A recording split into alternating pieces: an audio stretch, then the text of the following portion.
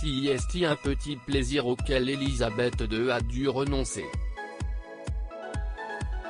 À cause de son état de santé, qui l'a obligé à être hospitalisé une nuit et à lever le pied pendant plusieurs semaines, Sa Majesté a en effet dû ralentir sa consommation d'alcool.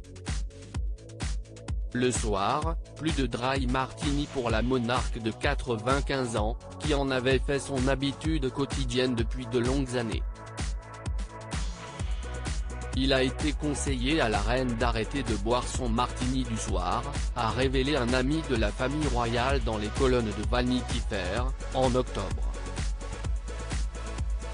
Ce n'est pas grand-chose pour elle ne boit pas énormément, mais il semble un peu injuste qu'à ce stade de sa vie, elle soit forcée de renoncer à l'un de ses petits plaisirs.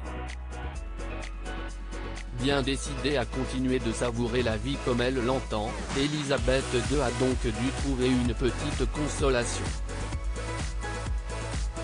Désormais, avec son repas du soir, Elisabeth II s'autorise un petit verre de vin. Je choisis pour la reine, mais elle est assez exigeante, car elle ne boit pas beaucoup de vin en ce moment, a expliqué son sommelier, auprès du Daily Mail. Si est mauvais pour ses articulations, et elle ne peut pas trop boire quand elle fait tous ses engagements royaux, ce n'est pas un travail dans lequel on peut boire. Et si Elisabeth II n'est pas une grande buveuse, son mari, lui, adorait boire de l'alcool. Mais le prince Philippe appréciait un type bien précis de boisson.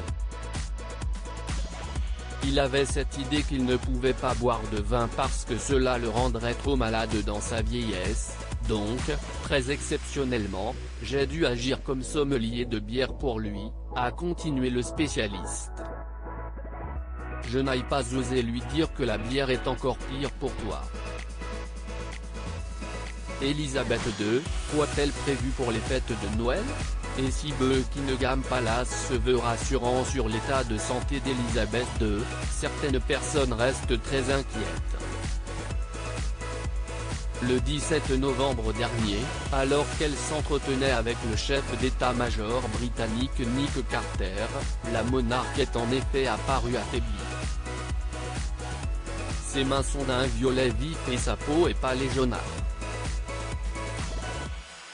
Je tiens beaucoup à la reine mais je crains que tout ne se passe pas bien, a assuré un expert royal dans The Express.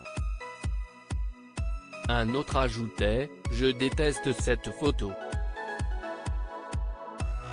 Je suis contente qu'elle aille bien, mais ses mains ont l'air si violettes et enflées. Officiellement, si est un mal de dos.